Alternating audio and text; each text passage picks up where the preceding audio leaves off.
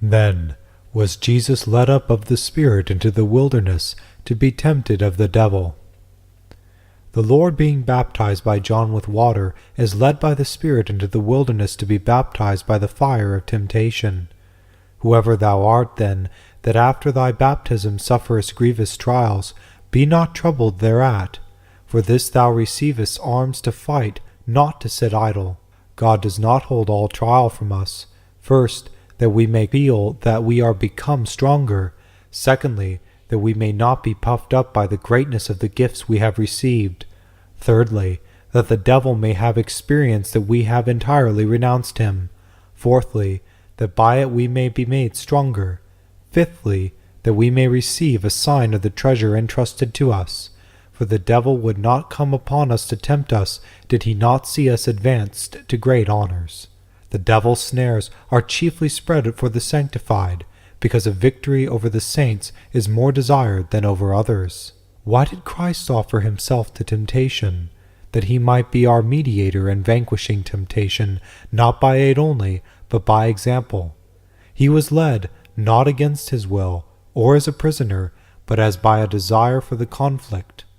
The devil comes against men to tempt them, but since he could not come against Christ, therefore Christ came against the devil. We should know that there are three modes of temptation: suggestion, delight, and consent.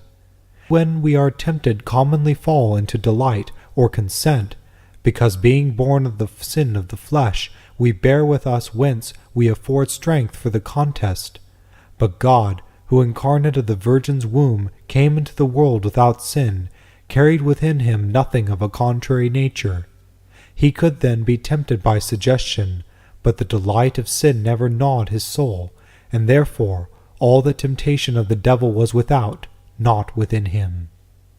And that you may learn how great a good is fasting, and what a mighty shield against the devil, and that after baptism you ought to give attention to fasting and not to lusts.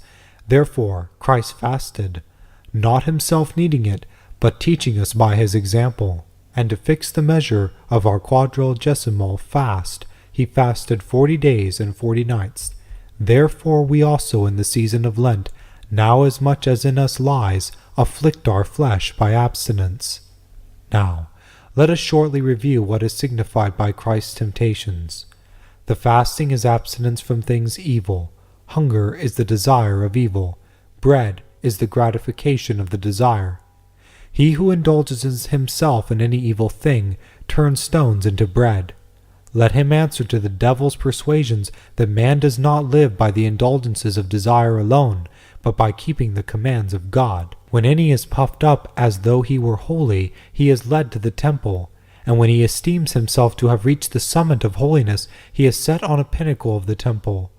And this temptation follows the first, because victory over temptation begets conceit. But observe that Christ had voluntarily undertaken the fasting, but was led to the temple by the devil. Therefore, do you voluntarily use praiseworthy abstinence, but suffer yourself not to be exalted to the summit of sanctity. Fly high-mindedness, and you will not suffer a fall.